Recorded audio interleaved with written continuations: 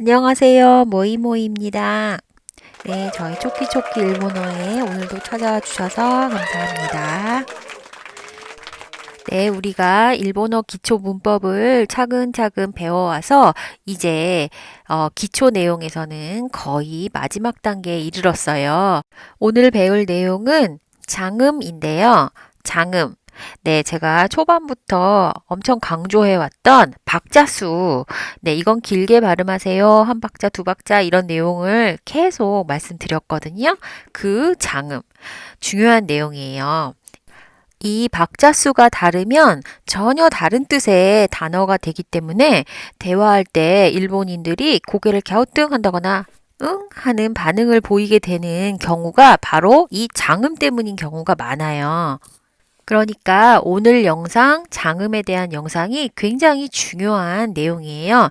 그래서 여러분도 꼭 이 영상을 반복해서 보시면서 따라해서 발음해 보셨으면 좋겠어요. 자, 그러면 자세한 내용 배워보도록 할게요. 자, 첫 번째 장음의 규칙. 같은 모음이 반복되면 길게 읽는다. 즉, 이, 우, 에, 오가 붙어 있는 글자는 이, 우, 에, 오라고 그 모음을 두 배로 길게 읽어주시면 돼요. 자, 그럼 첫 번째, 아단의 소리와 아가 만나면, 가 만나면, 소리를 길게 내주시면 된다는 거죠. 자, 예를 들어볼게요. 오까아사응. 오까아상으로 쓰여져 있죠. 자, 이것을 오까아상 이렇게 읽는 게 아니라 카와 아는 모음이 아가 두 번 반복되고 있는 거잖아요. 그렇기 때문에 앞에 있는 카를 길게 두 박자로 읽어주시면 된다라는 뜻이에요. 그래서 오카아상이 아니라 오카상 이렇게 되는 거예요. 그럼 두 번째는 이단과 이가 만났을 때 이를 읽는 게 아니라 이로 길게 읽어준다. 오니이사응. 자, 이것을 오니이사응으로 읽는 것이 아니라 니를 길게 니이를 붙여서 두 박자로 읽는다. 그렇기 때문에 오니상이 되는 거죠. 좀 전에 단어였던 오카상과 마찬가지로 오카상, 오니상 하다 보면 장음으로 되는 그 자리에 나도 모르게 악센트가 가요. 그 자리를 길게 읽음으로 인해서 그 자리가 살짝 올라가서 액센트가 인토네이션이 살짝 올라갔다 내려가는 듯한 느낌을 받으실 거예요. 좀 재미난 예를 들어볼게요. 이 두 단어의 차이는 네, 아가 있냐 없냐입니다. 바 뒤에 아가 있냐 없냐. 그것으로 인해 장음이 생기냐 아니냐라는 것이겠죠. 이게 포인트예요. 자, 읽어보면 오바상과 오바상이 됩니다. 장음이 들어간 아는 바를 길게 읽어주니까 오바상과 오바상이 됩니다. 이게 말이죠. 비슷해 보이지만 뜻이 완전히 달라요. 듣는 사람이 기분 나쁠 수 있는 뜻으로 바뀐다는 게 아주 중요해요. 그러니까 사용할 때 주의해서 정신 차리고 사용해야 돼요. 뜻은 오바상은 아줌마, 이모, 고모, 숙모 이런 것도 있지만 모르는 타인에게 사용할 때는 아줌마가 돼요. 그리고 오바상은 할머니, 우리 친할머니일 수도 있지만 그냥 타인이지만 할머니인 사람한테 쓰는 단어예요. 그러니까 잘못 쓰면 아줌마도 기분 나쁜데 할머니라고 듣는 게 되는 거잖아요. 이건 조심해서 써야 되는 말이에요. 우선 이 말은 보통은 지나가는 사람한테 오바상 이렇게 부르진 않아요. 우리도 아줌마라는 단어 듣기 싫잖아요. 그러니까 일반적으로는 쓰지 않지만 그래도 사용해야 되는 상황이 오면 구분을 잘 하셔야 됩니다. 매너에도 영향을 끼쳐요. 네, 좀 전에 예와 비슷한 경우인 예인데요. 비슷해 보이지만 이가 있느냐 없느냐. 그래서 장음이 되느냐 아니냐의 차이. 읽어보겠습니다. 오지상, 그 다음에 오지상입니다. 네, 뜻은 아저씨, 삼촌 이런 뜻이에요. 그리고 오지상은 할아버지입니다. 아까랑 되게 비슷하죠. 아줌마가 할머니가 되고 아저씨가 할아버지가 되는 경우예요. 그러니까 이것도 잘못해서 장음으로 발음하면 네, 본인은 할아버지라고 생각하지 않는 사람한테 할아버지라고 하는 신뢰를 범하게 되는 거죠. 그래서 이 말 네 개 다 어찌 보면 신뢰가 될 수 있는 말이기 때문에 그 사람에게 직접 대놓고 부르진 않아요. 일본어에는 아노 스미마센 이런 말이 있잖아요. 그래서 호칭을 할머니, 아저씨, 아줌마 이렇게 부르지 않아요. 되도록이면 그런 직설적인 호칭은 피하면서 네, 대화를 이끌어 나가는 방법을 사용하시면 돼요. 하지만 어쩔 수 없이 이 명칭을 써야 할 경우에는 이렇게 생각하시면 되겠습니다. 할머니, 할아버지들은 길게 장수하시잖아요. 그러니까 길게 네, 장음으로 되는 것이 바로 할머니, 할아버지에 해당하는 거예요. 그래서 오바상, 오지상이 할머니, 할아버지. 자신의 할머니, 할아버지한테 친밀감 있게 호칭으로 부를 때는 상 대신에 짱을 붙이기도 해요. 그래서 오지짱, 오바짱 이렇게 부르기도 하고 앞에 오를 떼고 지짱, 바짱 이렇게 부르기도 해요. 네, 드라마나 애니메이션 보면 아마 간간히 들릴 거예요. 오지짱, 오바짱 이렇게 하기도 하고 지짱, 바짱 이렇게 부르기도 하거든요. 기회가 되면 귀를 쫑긋 세우고 한번 잘 들어보는 것도 재밌을 것 같아요.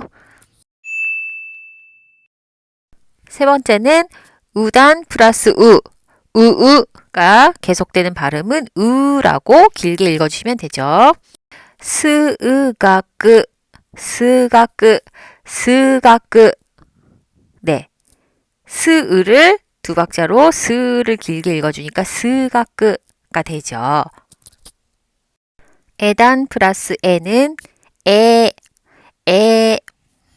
오네에사응. 자, 이것도 자연스럽게 읽다 보면 내 애가 같은 에에 소리를 갖기 때문에 내를 두 박자로 내를 길게 읽어주시면 되는 거예요. 오네상. 네. 오네상도 살짝 내가 올라가는 거 느껴지시죠? 자연스럽게 올라가게 됩니다. 그 다음은 오단 플러스 오는 오라고 오를 길게 읽어주십니다. 자, 예를 한번 들어볼게요. 오오키이라고 되어 있는 단어입니다. 이 단어를 보고 좀 전에 설명했던 장음이네. 오키이 하려고 보니까 키이 부분도 네, 뭔가 불편하죠. 키이를 내려고 하면 힘들어요. 목에 힘이 빡 들어가요. 그래서 자연스럽게 이것도 이 발음이 겹쳐지는 장음이구나. 그래서 오도 장음, 키도 장음. 그래서 오키라고 발음해 주시는 게 자연스럽구나라는 거를 자연스럽게 느끼실 수 있을 거예요. 자, 여러분이 또 잘 아시는 단어로 하나의 예를 들어볼게요. 일본의 지명 중에 오사카라는 곳 너무나 유명하고 잘 아시잖아요. 그 오사카도 원래 오사카 세 개의 음절이 아니에요. 오오가 장음으로 발음되어야 하는 단어입니다. 그래서 오사카라고 쓰고 오사카라고 읽어주셔야 돼요. 오를 길게 읽어주셔야 된다는 거. 한국어로 표기할 때는 오사카라고 세 글자로 쓰는 게 맞지만 일본어로 발음하실 때는 일본인과 대화를 한다거나 우리가 일본어 공부를 하면서 발음하실 때는 반드시 오오를 장음으로 오사카로 읽어주셔야 돼요. 자, 어떻게 보면 당연한 소리의 법칙, 장음의 법칙, 같은 모음이 반복되면 두 박자로 길게 늘려준다. 이이, 우우, 에에, 오오. 자, 이 발음은 진짜 당연한 이야기예요. 그런데 예외적으로 소리가 같지 않지만 장음으로 읽어줘야 되는 게 있어요. 그게 조금 헷갈리는 부분이어서 그 법칙을 알려드릴게요. 자, 예외적인 장음으로 첫 번째는 에이입니다. 에이. 에와 이 발음이 합쳐지면 A라고 발음하는 것이 아니라 에를 길게 발음하시면 돼요. 에이가 아니라 에입니다. 자, 예문을 볼게요. 토케이, 토케이를 발음할 때 토케이로 발음하는 게 아니라 토케가 되는 거예요. K가 아니라 K를 길게. 그래서 길게 발음하다 보니 그쪽으로 자연스럽게 액센트가 가는 토케가 됩니다. 또 하나의 예 들어볼게요. 네, 영어라는 뜻의 에이고인데요. 에이고를 발음할 때 에이고라고 하지 않고 에고라고 해요. A가 아니라 에를 길게. 에고. 그래서 우리가 ABC 할 때 일본어로는 ABC 이런 식으로 A라고 발음하지 않아요. 에를 길게 발음해서 ABC라고 해요. 자, 그러면 예외적인 장음 두 번째 법칙은 오우입니다. 오가 아니라 오으. 오으가 합해지면 오를 길게 발음하시면 돼요. 뭐랄까, 좀 더 자연스럽게 하다 보면 이건 당연한 이 상황인 것 같아요. 오우를 발음할 때 오우를 하면 길게 발음하면 더 편하거든요. 자, 예를 들어볼게요. 코우에은, 코우엔을 자연스럽게 발음하면 코엔이라고 발음하게 됩니다. 자, 또 한 가지 세 번째로 장음의 법칙으로 제가 따로 묶었는데요. 요음의 경우는 마찬가지예요. 요음 자체가 야, 유, 요의 소리를 갖잖아요. 그것들이 각각의 같은 모음인 아, 우, 오와 만나면 당연히 장음이 돼요. 그리고 예외에도 하나 있었듯이 네, 오, 우도 장음이 되니까 요 플러스 으도 장음이 되는 겁니다. 요음을 모르시면 좀 이해하기 힘드실 거라 요음을 영상을 먼저 보고 오셨으면 좋겠어요. 자, 요음을 다 아신다고 믿고 계속 설명드릴게요. 자, 이 단어를 어떻게 읽을까요? 네, 요음은 앞 글자와 합해져서 하나의 음절로 읽어주시는 거기 때문에 규로 읽으셔야 되고 그 다음에 오는 으와 합해져서 장음이 되는 거예요. 그러니까 규가 되겠죠. 자, 그런데 그 뒤에 글자들도 보니 여기도 또 요음이네요. 니 플러스 요음인 유니까 뉴. 그리고 또 우가 왔기 때문에 또 장음. 그래서 규뉴라고 읽어주셔야 되는 거예요. 자, 이거는 뭔가 요음과 장음이 더블로 합해진 단어라서 좀 발음하기 힘들 수도 있지만 차근차근 살펴보면 처음 보는 복잡한 단어라도 충분히 읽을 수가 있어요. 쿄 플러스 우, 쿄우라고 되어 있는 것은 쿄라고 길게 발음하시면 돼요. 좀 재미난 예를 들어볼게요. 이 두 단어의 글자가 굉장히 비슷하게 생겼죠. 자, 그런데 차이점은 네, 요자가 크냐 작으냐. 그러니까 요음이냐 그냥 일반적인 요 글자이냐라는 거죠. 요자가 큰 단어는 요와 우가 두 개가 장음이 되는 거예요.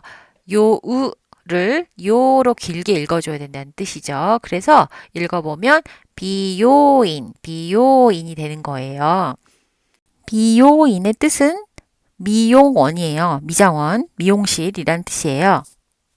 그런데 요자가 작은 단어는 요가 요음이란 말이에요. 그래서 묘에 붙어야 돼요. 단어를 읽어보면 묘우이인, 묘인입니다. 묘에 붙여서 읽어야 되기 때문에 묘가 한 박자가 되는 거죠. 자, 여기서 포인트는 묘 다음에 나오는 우와 합해져서 이게 바로 장음이 되는 거예요. 그래서 묘우를 합해서 묘라고 장음으로 읽어줘야 되는 거죠. 뷰오이는 뜻이 병원이라는 뜻이에요. 그러니까 조금 전에 했던 비요인과 뷰오이는 뜻 자체가 완전히 달라지는 거예요. 그래서 발음을 정확하게 내지 않으면 병원에 간다는 건지 미장원에 간다는 건지 네, 엉뚱한 대답이 되는 수도 있는 거죠.